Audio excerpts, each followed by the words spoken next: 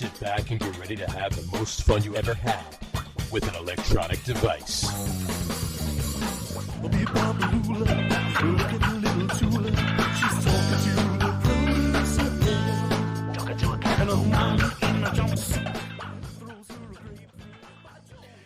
right, everybody, welcome out to the Get On With It Sports Show. It is Wednesday, July the 26th, 2023. Jersey Johnny coming at you. With me, as always, is none other than Mr. RadioPete and Mr. Harry Lug Nutz. Say hello, gentlemen.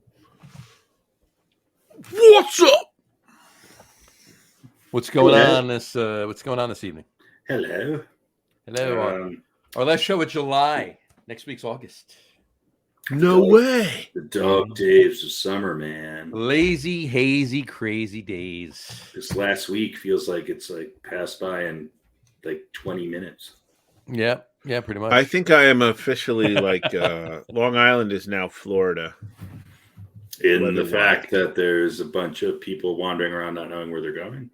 No, weather-wise. Weather-wise. It's like hot and humid and crappy. Less sunny. And then we have a rain squall every afternoon. And then it's just even worse and more humid. Okay. And then the sun comes out. I figured... every day. Yeah. Just like Florida. Pretty much. I figured I'd go in solidarity with my boy Saquon. But a different color scheme. Right? Sure. So, anyway. If we could just get behind the workers of Walmart and Amazon as much as we do the running backs of the NFL. I tell you, that would be a lovely thing. So, anyway, got a couple of kick it off the fun show with some memes, some graphics. The memes. First one today is right here. Leash your dog. People are eating children in this area. Clean up after them. Yeah. People can eat children, but dogs. Got to stay on the leashes. Yeah, you don't want to drop any. Well, what's the real foot. message here? That people are eating children and the dogs will get the wrong idea? I think what it is that people are eating and children are in this area. Well, that's a given, but we didn't. I'm saying without the punctuation, and obviously those two parts go together because they're a different color. Well, I think that people don't want to share their children with the dogs. Exactly. People At least love your dog. You can hold them back. People love dogs, and you don't want the dog to be mistaken for a child and get eaten.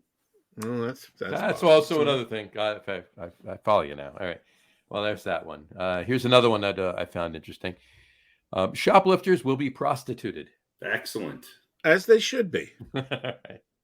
Yes. I think that is the proper usage punishment. Yeah. Where will I find the prostitutes in the grocery store, though? That's what I want to know. Yeah. What aisle is that? Six. Usually, yeah. Okay. So there's that one. This was also a funny one. Violators will be towed and fined $50. Well, depending on how much the tow costs, that's not bad. It might be a wash. Yeah. No, you might actually make a little profit. No, I doubt it. You're paying $500 minimum every time you get for a tow. Well, maybe we don't even know if this is in the big city. But say you have a car. I'm gonna say it's not. Say you have a car that's worth less than $50. You get it towed away for free, and you get $50. Not a bad idea. Or if your buddy wants to sell his old jalopy for like $50, right? You go, I'm not going to bother going to get that car. If you want to leave a spouse in the car that you're no longer getting along with, you can do that too. Yeah. And get $50. Yeah, you got some money for the bar. There you go. Or the prostitutes that were shoplifting. Shoplifting, right? Exactly. Then there's this one. This is a good one. Popeye's chicken and biscuits, jalapenos chicken poopers, $8 for $2.99. The Jalapenos Poopers last album was fantastic. Yeah, that's not really that great a deal. Yeah, no one wants a jalapenos. I mean, that's just especially in the pooper. Especially in the pooper, right? Yeah, you don't want it was 10 for $2.99. My favorite thing about this sign, though, is that there's a random P down the bottom, and they just left it. They're like, fuck it. Put it down there in case they needed it. Oh, yeah. Well, actually, I think the rest of the message was probably. Probably. But they didn't have enough letters. Exactly. Or they didn't know how to spell probably. Probably. So like, They probably didn't know how to spell probably. They put the P up, and it was break time, and that was it. Was break time. This was a good one here. Illegally parked cars will be fine. They'll be fine. Right. It's private parking, but they'll be fine. Yeah. Don't worry about it. I mean, I like that. That's very friendly. With the barbed wire, the aggressive barbed wire right about it. Right. Exactly. So, and then the last one, of course, save the best for last. This is obviously a road stand, farm stand, road stand. But I'm interested in how they acquire their crop, if you will. So I'll put it up here. You go. Fresh veggies. Again, where is this? Because that's my kind of farmer's market. There you go. Interesting. Yeah. And it blends with the background too. It's that we have on the podcast here. So. Oh yeah, we have veggies in the background. Fresh veggies on the field. What is the definition of fresh in this case? Clean. Hopefully legal, but clean. Powder fresh. Like largely unused. Yeah, that could be perhaps experienced but recently spritzed. Freshly picked. What is the old joke with a piece of liver in there to tighten things up? Right? Yeah. If that's an old joke, then that's from an era that I've never experienced. It's a piece of liver in there to tighten things up. That is really. It might be Harry. It might be a New York thing. It might be a New York. You've never heard that joke? No, we're an upstate New York thing.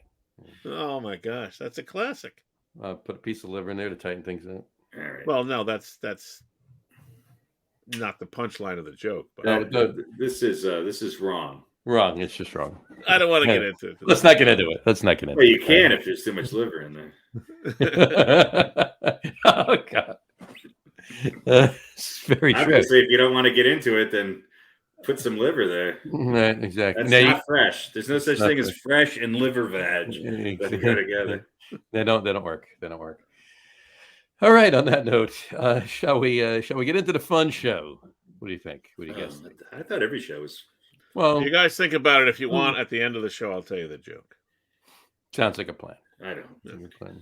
All right. Yeah. Let's get into the fun show. Let's have a pitch. Let's have a pitch count on this question. Let's have a pitch clock. A quiz clock. The quiz clock. All right. Let's start off with an NFL. Just a quickie. We are now heading into, preseason, and NFL is coming up, so we're gonna meld the two. But for all intents and purposes, right now, this is the NFL. Just a quickie. We're gonna kick it off with this one. This is a man who watches Good Morning NFL in August and July. In July, I do. Pick one in their prime. All right.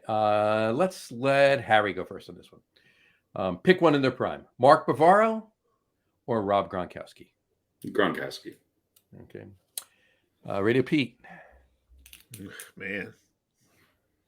You couldn't have picked two teams that I care about more.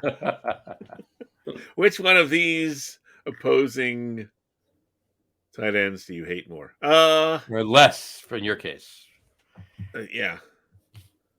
Gronk was better, so. Okay. I'm going with Mark Bavaro. I'm going to tell you why. Here we go. I'll make it quick. No sense. This has something to do with a visit to the firehouse in 1983. It's set in their prime. Now, granted, Rob Gronkowski had major staying power. Played a lot longer, so forth and so on, was better for a longer amount of time in their prime. So, prime Mark Bavaro, prime Rob Gronkowski. I'm going Mark Bavaro. I'm going Rambo. I'm going the original. I'm going the OG.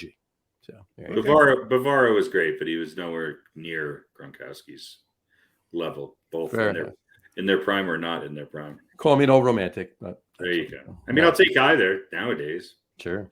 In their prime. All right. That brings us, and we're going to flip-flop it back to baseball. Good one on that one, by the way. We're going to do a quiz. We're going to do the quiz is top Yankees Mets third baseman of all time.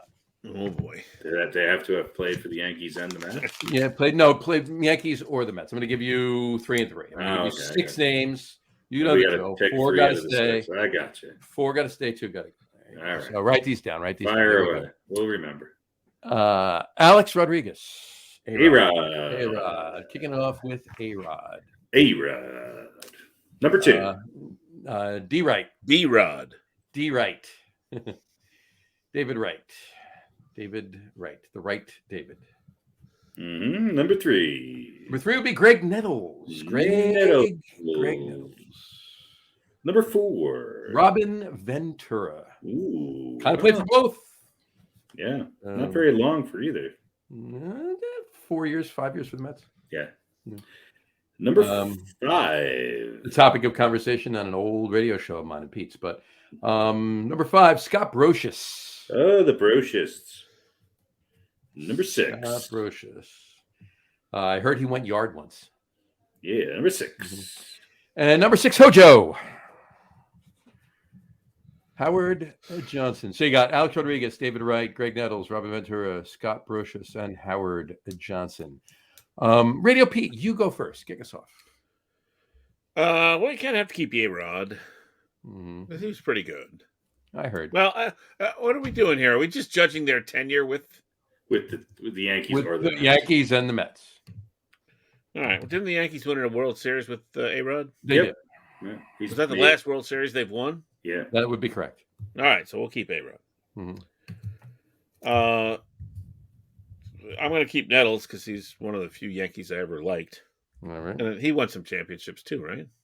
He did. Yeah, a couple. Yeah. Obviously, David Wright has to stay because he's David Wright. Obviously. And that's it. Oh, we got to get 4. 4, yeah. Yeah, I'm going to... You got Robin Ventura, Scott Brocious, Howard Johnson. Yeah, well, obviously, Brocious is a piece of shit, so he's gone. One of the nicest guys who's ever played the game. Yeah. Like, no one's ever said a bad word about Scott Brocious ever. Till now. Until now. Till today. Groundbreaking journalism. I don't know.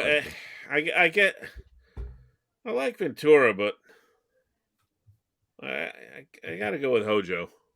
Got to go with Hojo. Yeah, sorry, Robin. All right. So you got A-Rod, David Wright, Greg Nettles, and Howard Johnson. All right. Harry, yours, please. You know, I think I agree with all of them. It's A-Rod, David Wright, Greg Nettles. That's a no-brainer. You know, Ventura he was with the Mets for 3 years, really. He had one great year with the Mets, 120 RBIs, 32 home runs.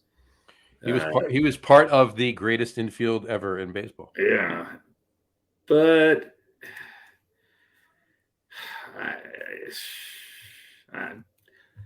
I think Howard Johnson had a longer tenure with the Mets.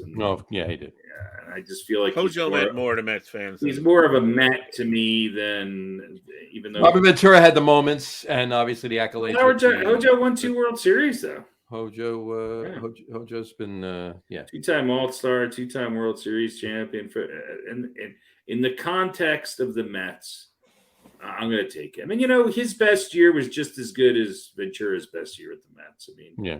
He was a better hitter than I think people there was the 3-year span there where the low he had in RBIs was 90. Right. At 36 home runs 1 year, 38 2 years later, and then he dropped off the face of the earth after that. But I'm going to go Hojo. All right. So we're going to agree. A-Rod, David Wright, Greg Nettles, Hojo, both of you. I'm going to agree. I'm going to echo that. We're all 3 of us are in agreement. So there you go.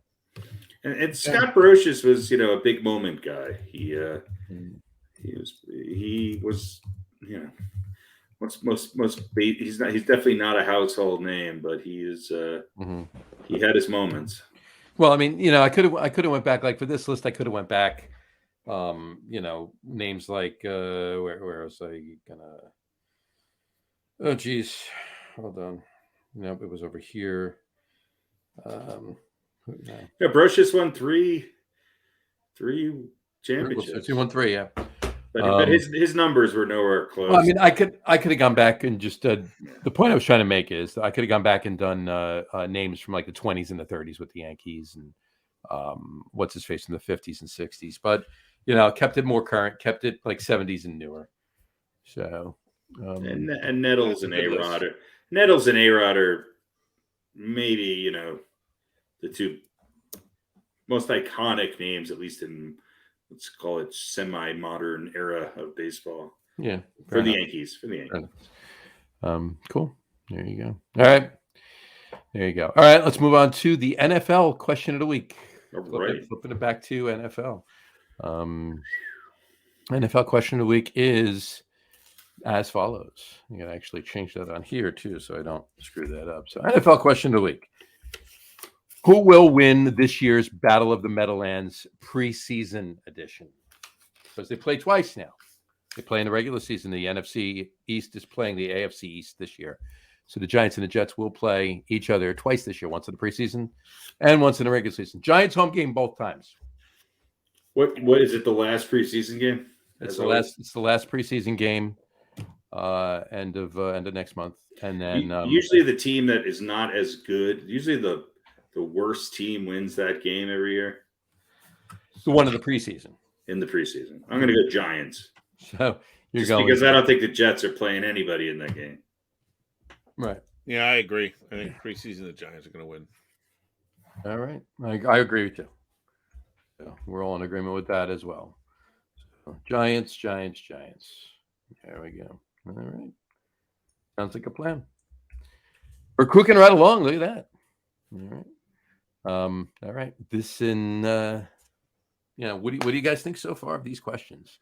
Great. Nice, moving right along, right? Move it. A little slow. Let's not ruin it. A little slow. A little fast. Gonna have a question clock violation. All right. But I just had to change that because I typed NLF, not NFL. So I think people would know. People would probably figure it out. So. Nobody cares. Right. Type abstract, type Chinese algebra on there and see if anybody cares. That's true. All right. So we're switching it to the NFL. Well, we're just on the NFL. Well, no, the Rapid Fire Quiz has been Major League Baseball since pick March. The top 12 out of these next 56 linebackers from 1953. Exactly. I want you to pick 47 of the 52-man roster of the 1975. That's the question I'm going to get. Green Bay Packers. A little bit. Who was the third string punter for the Giants in top 47 out of 52? There you go. All right. Well, like I said, we're switching up. Write these down. No, writing anything down. We 46 changed names later. We've been doing baseball since the end of March. So the Rapid Fire Quiz is switching back to NFL now. So I have no chance now. Yeah. Notice, anytime I've gotten close, it's been baseball. We're going to ease into it, folks. We're not kicking it off with Newt Rockney's high school coach. Create a starting rotation for the Yankees MS based on these pitchers. El Duque, Bartolo Colon, Ed Figueroa. All right, here we go. NFL history quiz. Last week, 2 weeks ago, actually it was 3 weeks ago because we were off last week. 3 weeks ago, we had 4-1. Harry won 4-1. Spanked. That's ugly. Mm-hmm.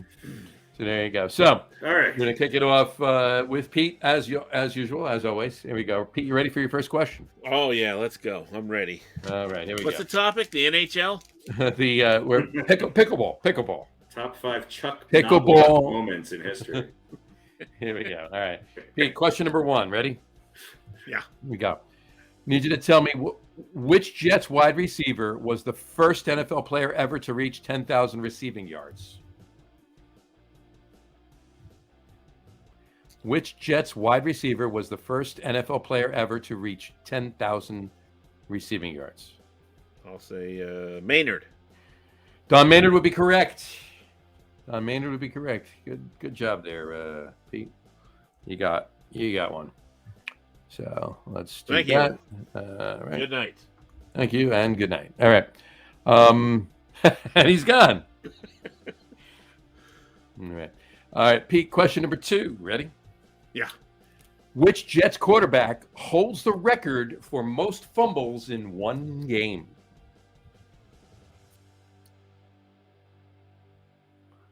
Which Jets quarterback holds the record for most fumbles in one game?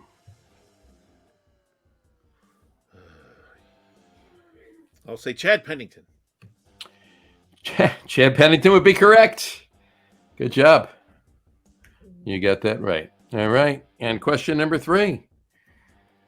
Pete, who is the Jets' all-time leading scorer? Who is the Jets' all-time leading scorer? I'll say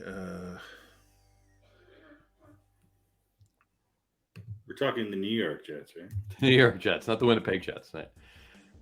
New York Jets, all-time leading scorer. how about Jim Turner? Jim Turner, would be wrong. Jim Turner's wrong. Harry for the steal. It's got to be a kicker, right?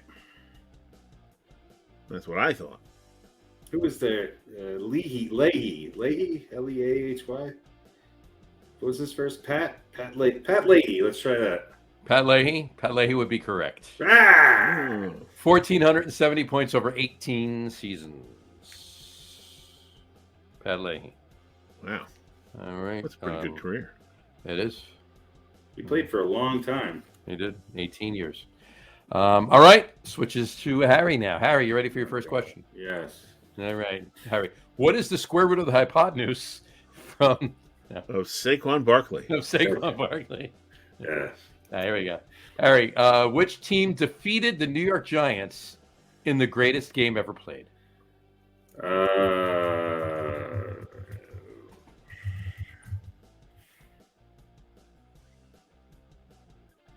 What was that? Was that the? Is it the? It's gotta be. Gotta be. Well, I'm trying to think of who. I think it's the Bears. Was it the Bears? It is not the Bears. It's not. Not the It Bears. was the Packers then. Well, Pete's got to steal Oh, it. sorry. It wasn't the Packers either. If you want to count that. So, Pete, for the steal. I'm very tempted to say Packers. Well, it wasn't the Packers. No, I know. That's what you're tempted I'll to say. say the Colts. It was the Colts. It was the Baltimore Colts, 1958. Johnny Unitas. Yeah, I couldn't remember who it was. I always forget about the Colts back then. Colts were a powerhouse. All right. All right. Harry, question number 2. The New York Giants retired number 16 in honor of what former player?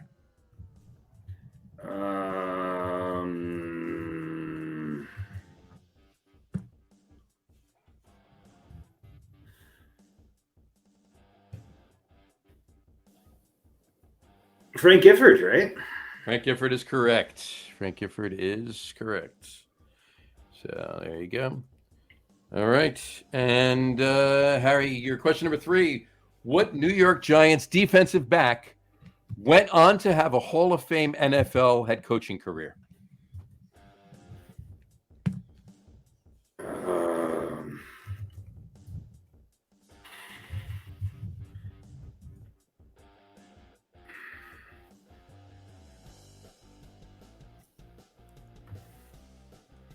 Hall of Fame. He's still coaching?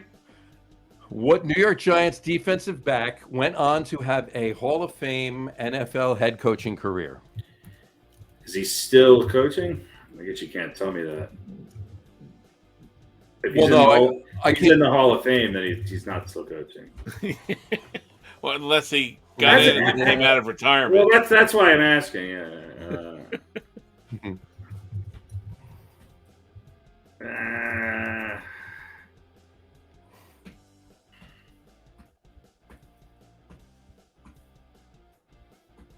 Wasn't a head coach, huh? With the Giants? No, was he a Hall of Fame head coach? Yeah. What Head New York coach. Giants defensive back went on to have a Hall of Fame NFL head coaching career?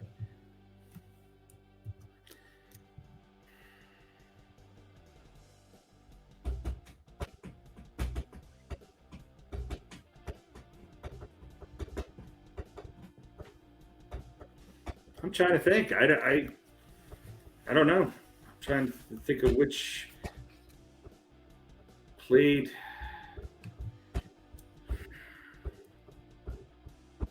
That'd be a while back.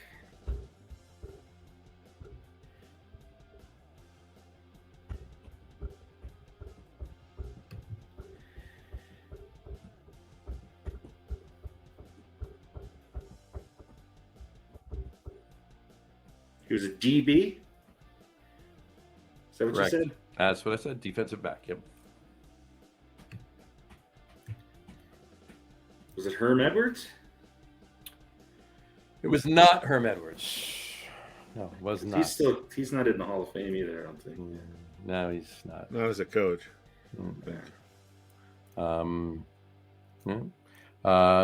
Pete, this you. I'm going to say Tom Landry. As a Cowboys fan, there you go. It would be Tom Landry. Tom Landry was a defensive. I did not know that. Tom Landry was a defensive back with the Giants, became a defensive backs coach with the Giants, and then a defensive coordinator with the Giants, and then became the first head coach for the Dallas Cowboys ever. That would be correct. And I only knew that because of I think it was a top whatever list that we had a long time ago. Mm-hmm. And I had to look up Tom Landry's, There you go. Get some details about his bio. And Giants. Mm-hmm. Yeah, Tom Landry. In 1956, when the Giants won the NFL championship against the Bears in 1956, Jim Lee Howell was the head coach. The defensive coordinator was Tom Landry, and the offensive coordinator was Vince Lombardi. Oh, wow. Yeah, it's a pretty good coaching staff. Yeah, that's a heck of a coaching tree. So there you go. Who was the head coach? Jim Lee Howell. Wasn't he on win anything else? Wasn't he on Gilligan's Island? He was on Gilligan's Island. He went on to Gilligan's Island fame afterwards, right? Exactly. Okay. I would like to point out that we have a first tonight. Pete won. Pete won. That means the Earth is going to end tomorrow. Pete won. Yep. Pete won. All right, Anyway, mark this day, the countdown to the apocalypse. Exactly. 4-2.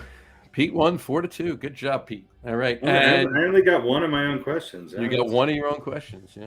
You stole one of Pete's. You got one of your own. So, Oh, wow. All right. There you go. All right. Good one. Good. Thought provoking. I thought it would. I thought it was going to be a little easier. But there you go. All right. Kick us back into Harry, NFL gear. You got the toughest question right. Yeah, I thought the Pat Leahy question was the toughest of all 6 of these.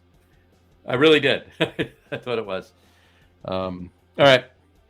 Weird fact that we always do. The New York Giants are obviously one of only 6 teams to win at least 4 Super Bowls, right? We all know that, right?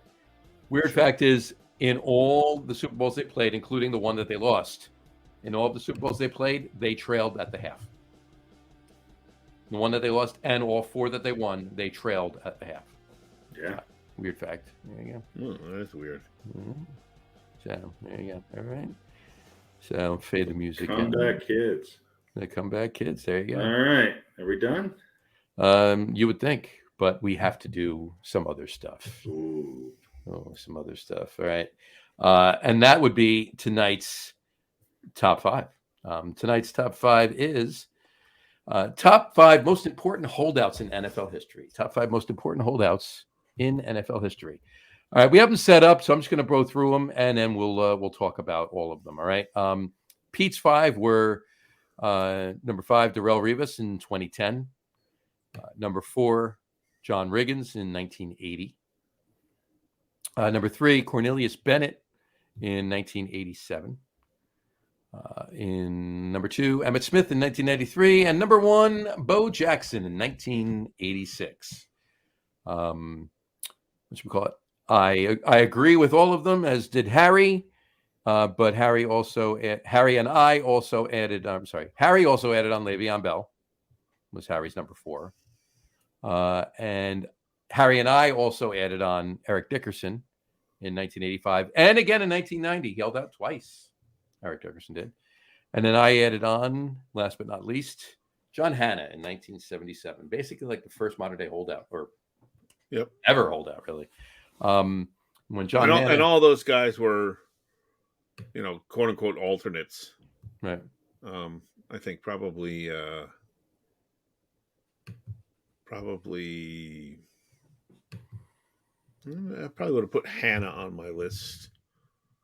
I don't know. I mean, it depends on what the criteria, what made it an important holdout. Well, I mean, at the time, for Dickerson was the best player in the NFL. Right. Yeah. I think Hanna historically was important. He went on to have a great career after that. Bo Jackson's is, not only did he hold out, but he went to play another sport first. Right. For a couple of years. Yeah. The other ones were typical. I mean, Emmitt Smith was pretty good. Cornelius Bennett was important. But I think, Dickerson's was pretty shocking at the time, only because, he held out, came back, played, and he had 2 of the best years that running backs ever had. Right. So, that's kind of what I was like. Smith held out. The Cowboys were 1-2. He came back and they won the Super Bowl. Riggins held out for a whole year. Was retired, actually. Yeah, I forgot about Riggins holding out for a whole year. Yeah, and then came back, and then I think either that Riggins season or the next season, like they won the Super Bowl. He was 38 as a rookie anyway, wasn't he, Riggins? Something like that. I kind of looked at first World War or something. He was 38 when he won the Super Bowl with the Jets in 69. So yeah. And Bennett, they never won the Super Bowl, but he didn't. Was it Indy? I think was it the Colts that drafted him? The Colts drafted him, yeah, and he didn't want to go there, and he ended up on the Bills. It was a big. How many times have the Colts been involved with somebody not wanting to go there? Yeah, boy, over and over. So that's kind of what and right, Bo Jackson, of course. Well, Riggins too in 1980, he held out the season. He didn't play the season, right? He decided to skip the entire season, and then a year later in 81, he comes back and he was famously quoted as saying, "I'm bored, I'm broke, and I'm back." Yeah. Right. And Revis is kind of a homer call for me, but I don't know. I don't think the Jets would have gone to a second AFC championship without him. No, and that was sort of. I mean, that's what we were talking about last week. That was sort of documented on. It was part of the show, the HBO show that we were talking about, the behind the scenes show. What is it called? The Hard Knocks. Hard Knocks. Yeah. I mean, look, this year we've got Saquon, Chris Jones, Daniel Hunter, Lawrence Guy. We've got what's his name on the offensive lineman for the Cowboys. There's a lot of big name players. Out of all of these holdouts, do you think any of them will actually miss games this year? No, I really don't. Yeah, I don't think so. I mean, Tony Pollard already signed his, right? No, I don't think anybody's going to miss any games. I really not even Josh Jacobs. I think Brandon Jacobs will miss a few games this year. Yeah, Brandon Jacobs will definitely. I mean, yeah. By the way, just so everybody knows, I was joking about John Riggins. He was still in college when the Jets won the Super Bowl in '69. So nobody cares. I know. Nobody knows who he is. Just want to make sure that I covered my ass. Yeah, we're the only people hashtagging John Hanna and John Riggins. Right, and people are listening saying, "Who? Who the hell?" Are the grandchildren of John Hanna? John Riggins. I don't even remember that. Yeah. Hey, somebody mentioned Grandpa. Yeah, computer. He was a traitor. That's right. Exactly. What are they? Anyway, all right. Cool. No, I don't think anybody's going to actually miss any games. I don't either. I think they'll be back. I mean, certainly running backs. What are you gonna, the way that position is treated now? Well, go ahead and hold out. We'll just get somebody else. And Le'Veon Bell's a cautionary tale for running backs too right now, because look at what happened to him afterwards. Yeah. He played. That's why I didn't put him. He held out for 2018. He came back. He played 3 seasons after that with 4 different teams and sucked. Yeah, that's why I didn't put him on my list, because he didn't have much impact when he came back. And he was just quoted a week or so ago as saying that he regrets not working out a deal with the Steelers and staying and playing in 2018. Yeah, although it's fair to say that the Steelers were much better with him than they were without him. Well, yeah. Or better off with him than they were. They're better off with him than without him, Yeah. So, but anyway, cool. All right. I would think that was a good list today. It was a good, thought-provoking one. Again, when we have these lists, and when we all kind of have our own criteria of what, what I mean, fulfills that requirement or whatever it is. Right. That's when we have, I think, our best lists. I agree. Harry, do we have any old balls tonight? No. No old balls. Well, it wouldn't be a show. Other than the 6, at least I'm assuming 6 that are talking to you right now. Here right now. Say, we all have old balls. We all have. None that we want to talk about on the show. Well, you can go to Pete's OnlyFans for that. Did that just play for you guys? No. Is it Taco Tuesday? Is it also Old Ball Tuesday? Taco Tuesday is Old Ball Tuesday. Exactly. Here we go. Old balls. Oh, there we go. They were nothing if not timely and professional. Of course. Anyway. All right. Cool. Got another quickie for you. Oh boy, I thought so many quickie things. They all add up to other sports. Just a quickie. Just want to put that. What's your most wildest NFL preseason memory? It's a little out there, but what you can remember, your wildest preseason memory, NFL wildest preseason memory.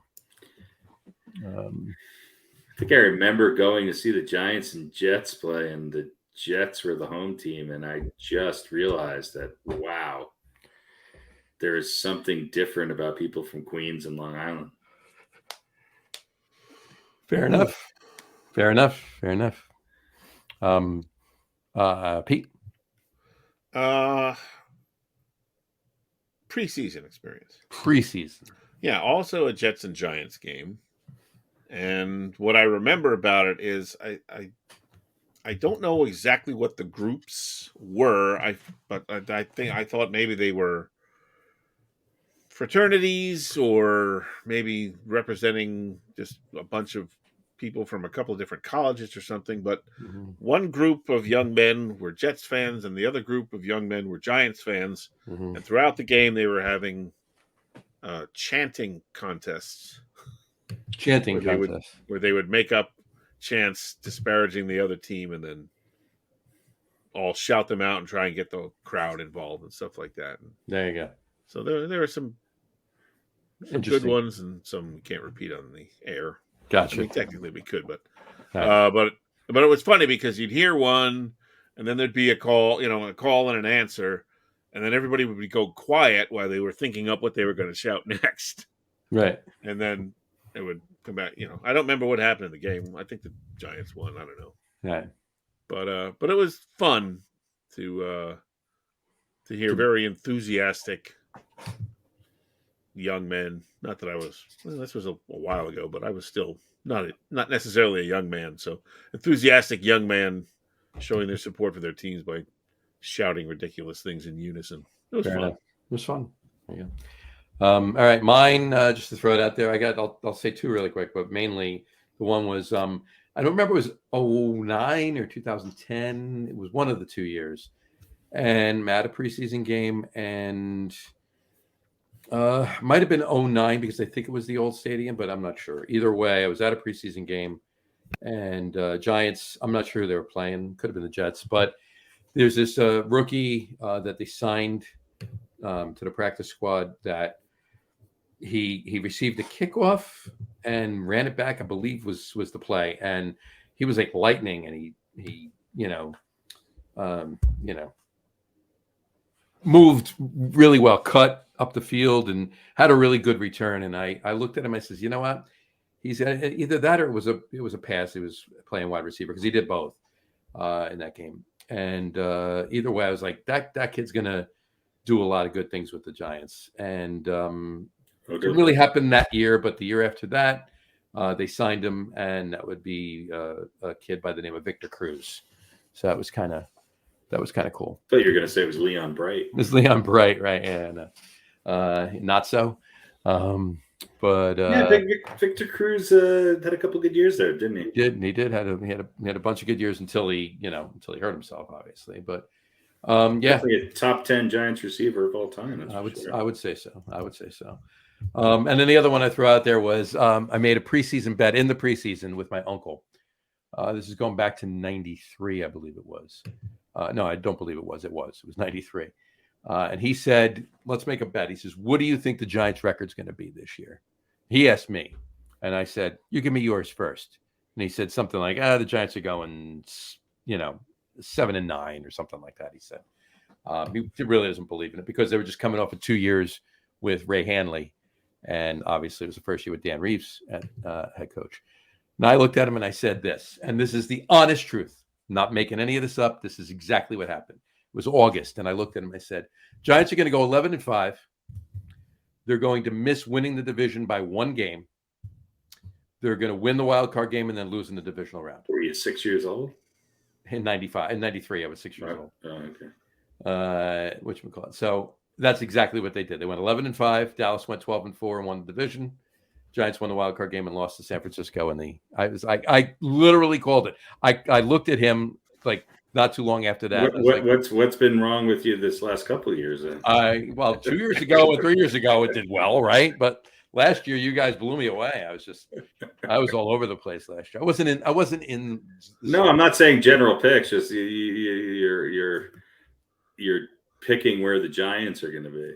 Oh well, I guess back then I was correct. You've been optimistic. Yeah, I've been too optimistic. That's what it's been. Yeah, a little bit. I've been too optimistic. I've been. Well, you know why? Because we all got transported back to the 70s, right? They sucked. They sucked for 4 years, and 5. Mm-hmm. And you're like, this is it. They got to come out of it sometime. At some point, I got to be right? So. Just every batter that steps up, this guy's going to hit a home run. Eventually, you're going to be correct. Eventually, you're going to be correct. Exactly. Anyway, all right, cool. Pete, do we have an over/under? We do have an over/under tonight. We have an over/under. Pete's box over/under. Take it away. Nothing from the shelves though, but this should be an interesting one. Well, I'm not going to say it should. Hopefully, it's an interesting one. Mm-hmm. So, as I'm sure you and our vast audience are aware, I deliver things to people for a living. Mm-hmm. You can probably tell by my clothes and my haircut. Good news. Whatever, stuff like that. Yeah. So every now and then I get a tip, a gratuity, one might say. So I have today's gratuities in my pocket right here. Mm. And he's got a little change in his pocket going jingling-lang. I don't really know how much is in there because when people give me stuff, I just take it and I put it in my pocket and I say thank you. So, how many deliveries do you do in a day? Well, that's a good question. Busy days, it's like 40 to 50. Most days, it's probably around 25 or 30. I will say that today was a busy day or a standard. Today was it was not great, but not terrible. It wasn't slow, but certainly wasn't a busy day. It was mediocre. And what percentage of people would you say on average tip? A small percentage. I would say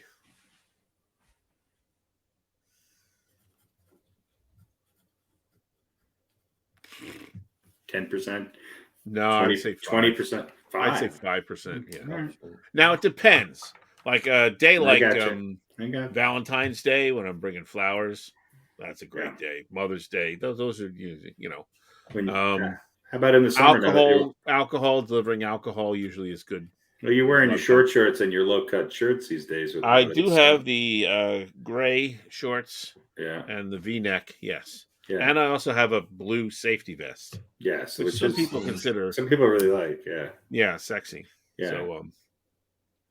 So, What's the over under?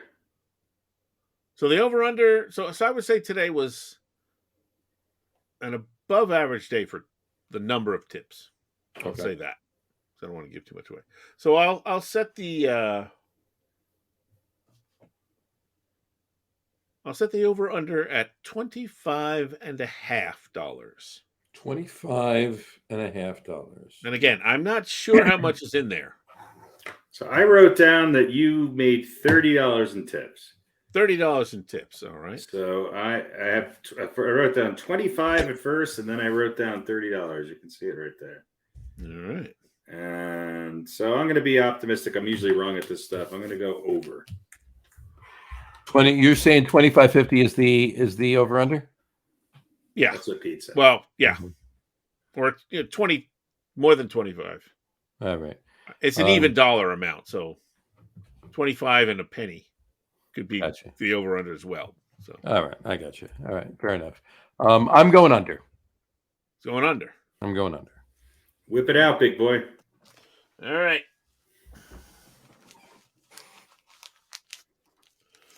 So here's the wad. You. All right. I'm going to put it down here. We'll go through here. So I got $1. I got another $1. I got $3. I got a Finsky. That's 8. I got a 10 spot.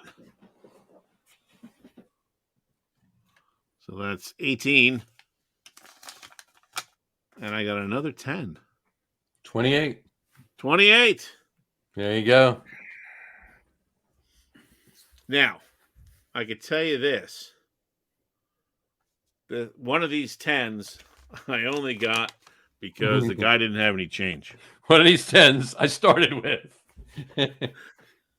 So sometimes people ask me if I have change, which I usually do. But I made this delivery and he goes, "Oh, hang on, let me get you something." And I was like, okay. So he comes back with a 10. He goes, "I don't have a change." He goes, "I don't have anything smaller, so here you go." Like, he didn't ask me, and I wasn't going to volunteer. Tell him that because of his generosity, the next time I see him, Harry Lug Nutz has won the over-under.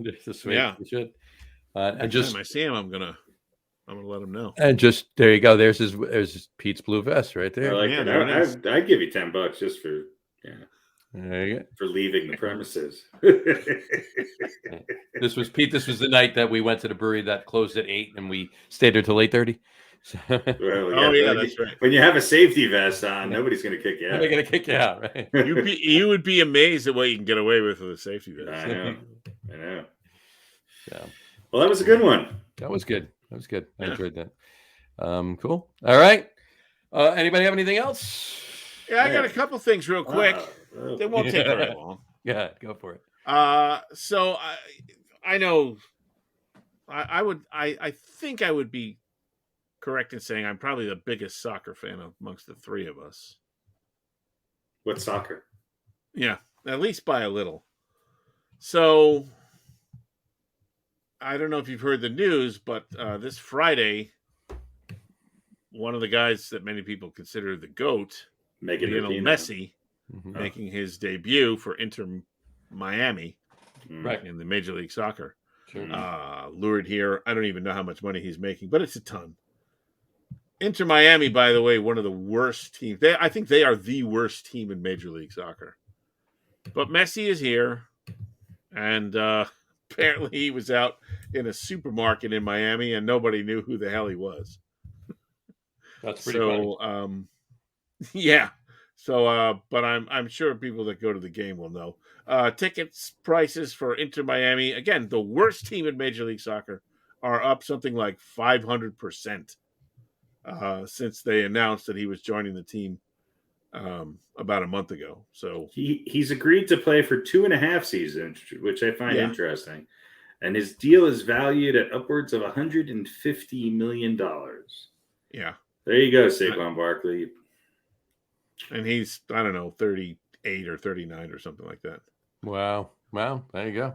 So, and I mean, look, this is this one similarity now with MLS. Is this as big as when Pele came to the Cosmos? Yeah.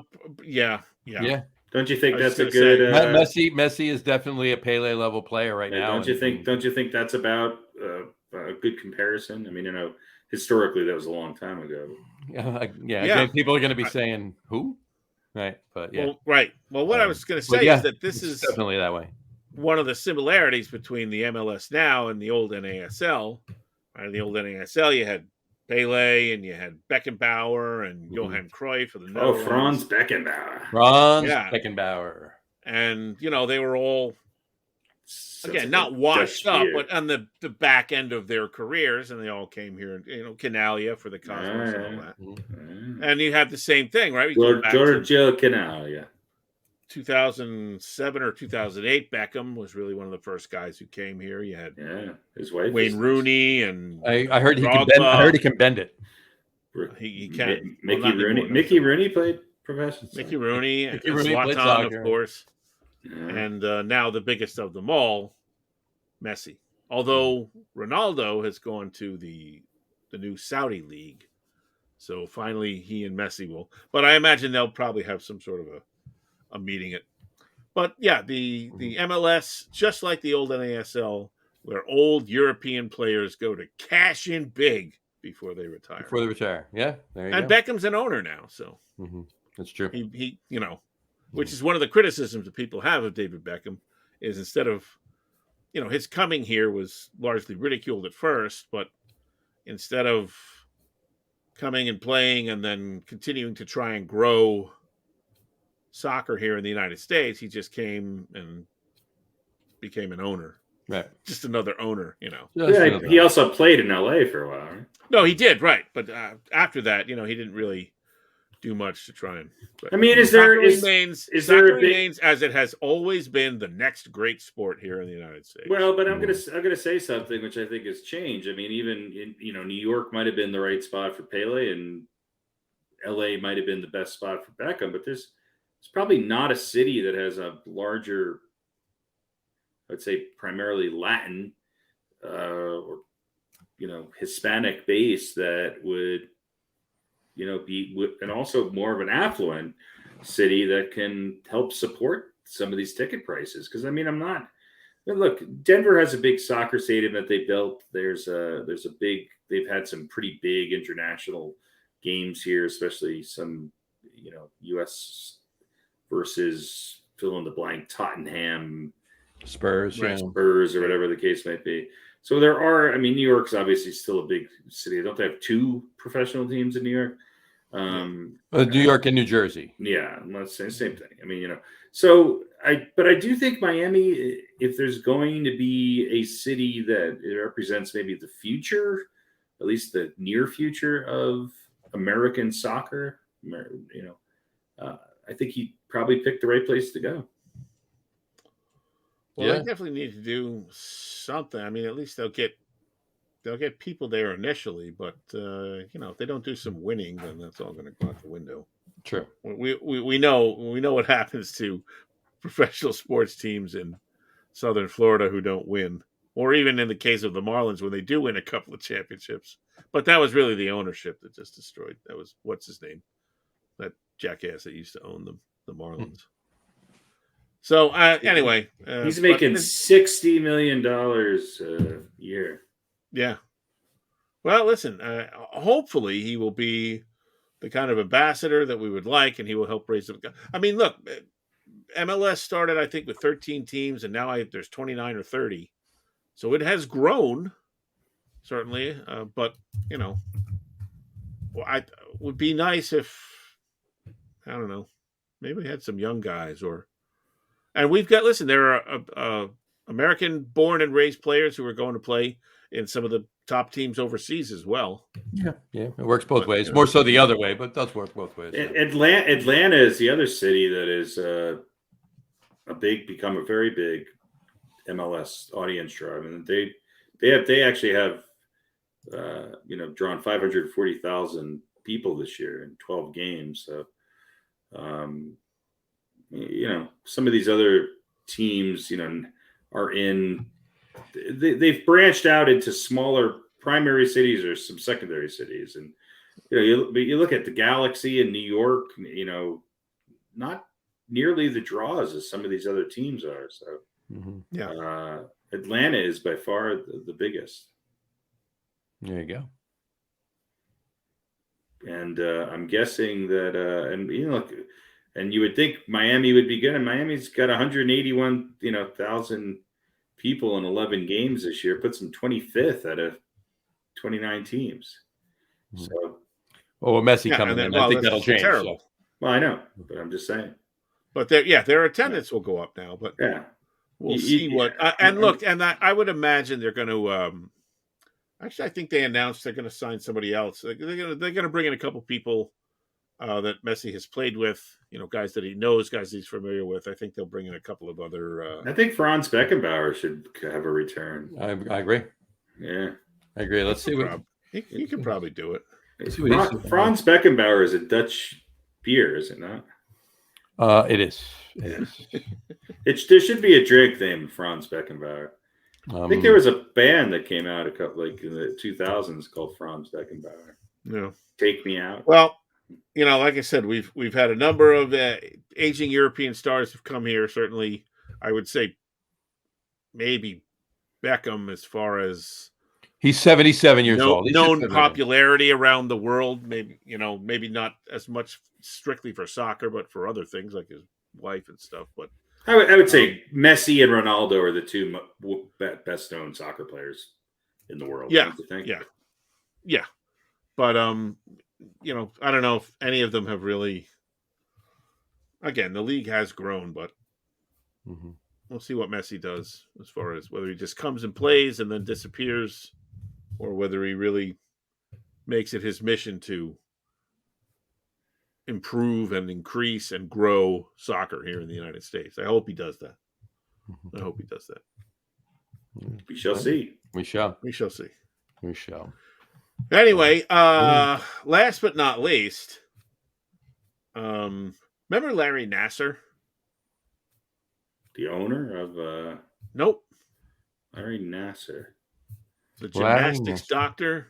Oh, the doctor. Okay. Right. Sexually abused the USA gymnast for decades and blah, blah, blah. And Dr. Fieldbad. Eventually went to prison where I would say currently is, except he's in the hospital. Because a couple of weeks ago or a week and a half ago, he got stabbed 6 or 7 or 8 times. In jail, right? Yeah. In jail, yeah. And I think he's in the hospital. He has a collapsed lung. He's in stable condition. But the report that I saw, I guess it was about a week ago, was that I guess a bunch of the inmates were watching Wimbledon. So it was, I guess about a week ago. Mm-hmm. And they were watching one of the women's matches, and Nassar made some comment about wanting to see some girls playing. And I don't think there's anything worse in prison than a pedophile as far as crimes go. Right. Like, as far as like other inmates, right? If you're a murderer, the other guys in jail don't want to kick the shit out of you because you're a murderer or, whatever. But if you're a pedophile, I think you're gonna suffer. Those are the guys that even hardened criminals look down on, right?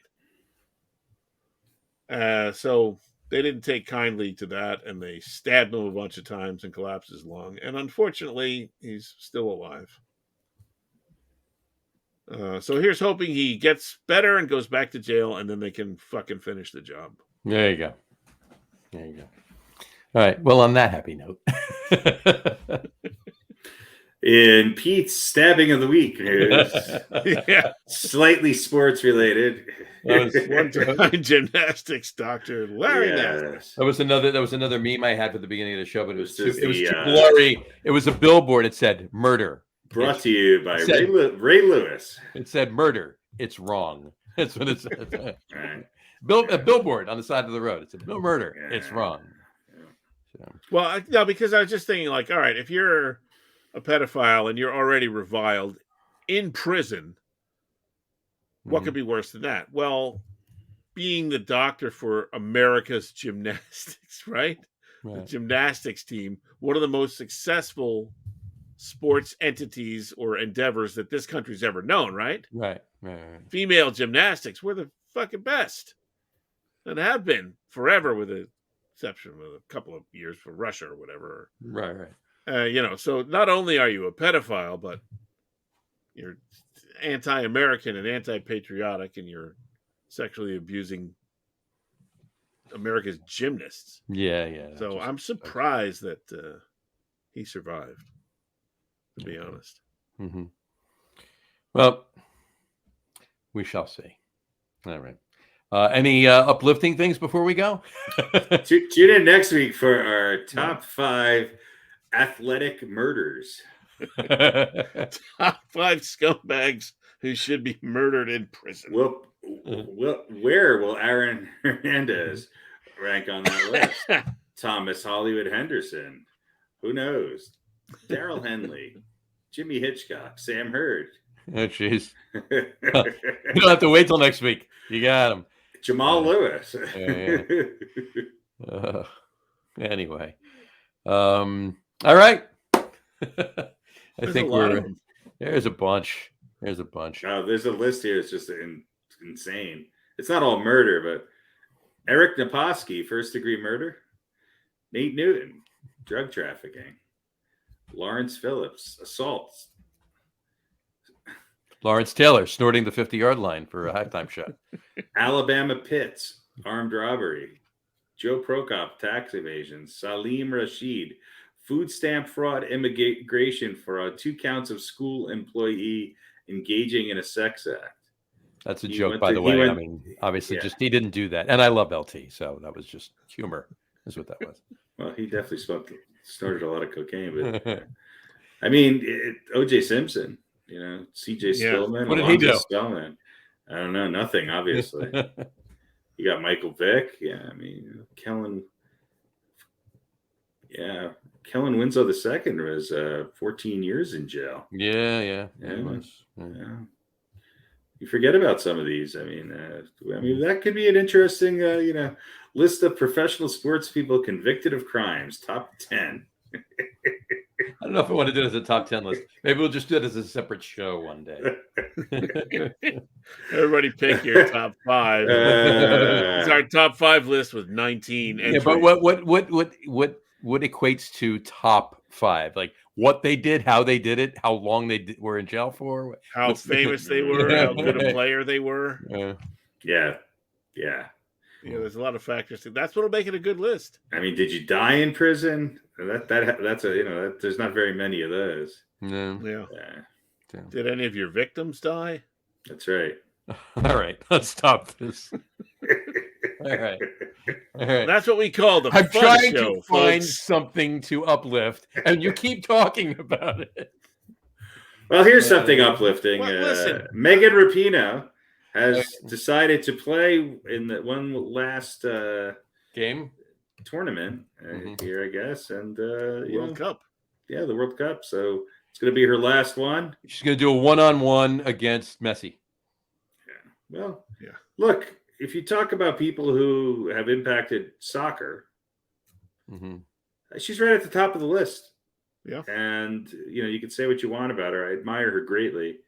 Her and a number of her teammates, but I think she's got way more. She's much braver and has bigger balls than most athletes who have a platform to make change in this country and in the world. And I'm glad she's getting her, a proper swan song. She's had an incredible career. So I look forward to it. And we'll see. This is going to be an interesting time for the U.S. women. They've been so dominant, but the world is catching up a little bit, and we'll see. We'll see how this younger crop of players can fare in the World Cup. Sounds good. All right. Well, that was uplifting. So I would also say I think the Nasser story is uplifting because it shows that even guys in prison can have a sense of what's really wrong.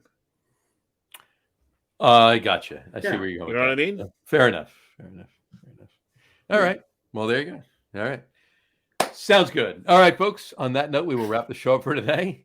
We want to thank everybody for watching. Next week's over under is for those of you just listening. How many stab wounds did Nasser have? To the audio podcast. Thanks for listening. Anyway, don't forget to visit our website, www.getonwithitpodcast.com. That's getonwithitpodcast.com. And please remember, like us and follow us on all of our social media, Facebook, Twitter, and Instagram. Of course, just search for the Get On With It podcast. And of course, all of our shows are available on YouTube as well on the Log Room channel. Remember, we go live with a video podcast on both Facebook and YouTube every Wednesday night around 7:30 p.m. Eastern Time. And for those of you who just want to listen to the audio podcast and not watch us on the show live, or rewatch us, just don't want to see us and you want to hear our voices, you can do so on Apple Podcasts, Spotify, TuneIn, Stitcher, Google Podcasts, Amazon Music Podcast, and iHeartRadio as well. And if you haven't done so already, please subscribe to one or more of those feeds and you will never miss a show. Again, thanks for following along with us. Have a great rest of your week. Have a wonderful weekend.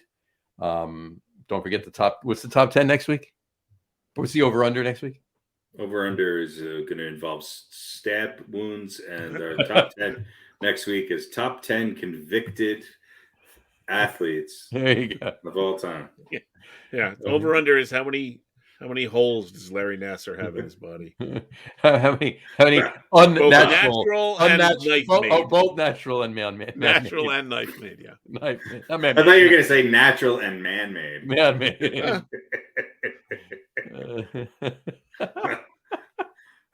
God, I don't know him that well. Anyway, all right. Well, it should be interesting either way. All right. Yeah, I mean, you don't hear this on First Take. No, this is definitely not topics that they talk about. So. Those chicken shit motherfuckers don't talk about Right. this stuff. Have a take on this, Kendrick Perkins, you big bastard. Anyway. All right. I'd like to hear Skip Shannon defend Larry Nasser. By the way, Skip Bayless is just now shouting in a closet to himself, right? That's the show. Yeah, he's gone, right? No, I think what's his name's gone. Oh no, that's right. gone. Shannon said I've had enough, right? Yeah. So it's just he's got other people. I think he has revolving, right? People the quality of on-air personalities on sports networks has gotten so bad that I'm starting to like Skip Bayless. There you go. It's gotten so bad that we actually stand a chance to be hired by some of these networks. We think we're way too thoughtful about our comments. Oh, that's true too. Yeah, I think before tonight's show that was true, but not so much. Not anymore. Yeah, maybe they watch this show and hire us on the spot. That's right. Dominique Foxworth had a much better take on the Nasser stabbing than I love their top five, and they took on the Nasser story like no one else. It always gets a little weird towards the end. I don't know. They just started talking about Larry. Just watch the last 10 minutes of the show. That's all you need to do. Yeah, there's talk about a stabbing. There's always some weird tangent about Barney Miller, and then they're counting some guy's pills all the time. I don't know what's going on. And they mentioned some guy Peel or Bockenboer or something. Yeah. I don't know who they were talking about. They were talking I about assume other serial rapists. I don't know. Peel Bockenboer. Top 10 serial killers. I mean, now that would be pretty good. Top 10 serial killers. Yeah, that's a CEARAL serial. It's hard to beat John Wayne Gacy. I think we should do a 4 out of 6. Which 4 do you keep? All right. Yeah. Anyway, all right. I'm Gacy all the way. I'm Team Gacy. All right. On that note. He dressed as a clown. You can't beat that. You can't beat that. Yeah. All right. Have a great rest of your week. Have a wonderful weekend. And we'll talk to you next week, folks. Take care. Cheers.